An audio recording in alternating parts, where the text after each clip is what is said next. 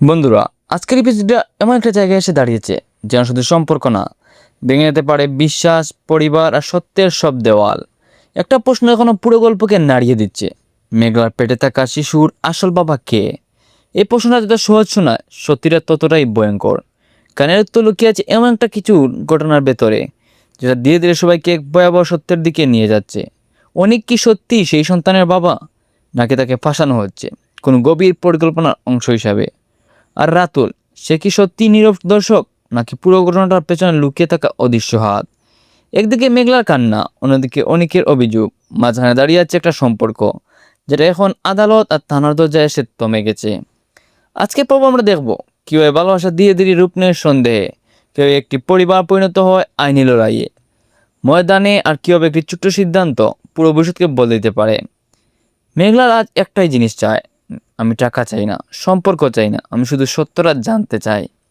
এই সত্য জানার জন্যই শুরু হয়েছে ডিএনএ টেস্টের প্রস্তুতি। আর এখান থেকেই গল্পটা চলে যাচ্ছে একেবারে অজানা, অপ্রত্যাশিত আর ভয়ঙ্কর মোড়ে।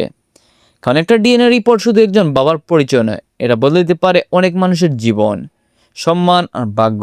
আর সবচেয়ে বড় প্রশ্ন এখনো রয়ে গেছে: রাতুল কি এই পুরো ঘটনার পেছনে কোন গোপন খেলা খেলছে, নাকি সেই হবে সেই মানুষ যে শেষ মুহূর্তে সব তথ্য উন্মোচন করবে? বন্ধুরা, আজকে এই এপিসোডে আছে আবেগ, প্রতিশোধ, সন্দেহ আর এমন কিছু সত্য যা দেখার পর আপনি নিজেও এক মুহূর্তের জন্য থমকে যাবেন। তাই ভিডিওটি একদম শেষ মতো দেখুন, কারণ শেষের দিকে এমন একটা টুইস্ট অপেক্ষা করছে যেটা পুরো গল্পটি উল্টিতে পারে। বন্ধুরা, দেখতে দেখতে গরিব রাজপুত নাটকটির 18টি এপিসোড চলে গেছে। আপনারা কারা কারা সম্পূর্ণ নাটকটি দেখেছেন এবং সম্পূর্ণ এপিসোডগুলো দেখেছেন, অবশ্যই নিজের নাম কমেন্ট বক্সে লিখতে বলবেন না। এবং কে কোন জায়গা থেকে দেখছেন, অবশ্যই নিজের নাম কমেন্ট বক্সে লিখে জানাবেন।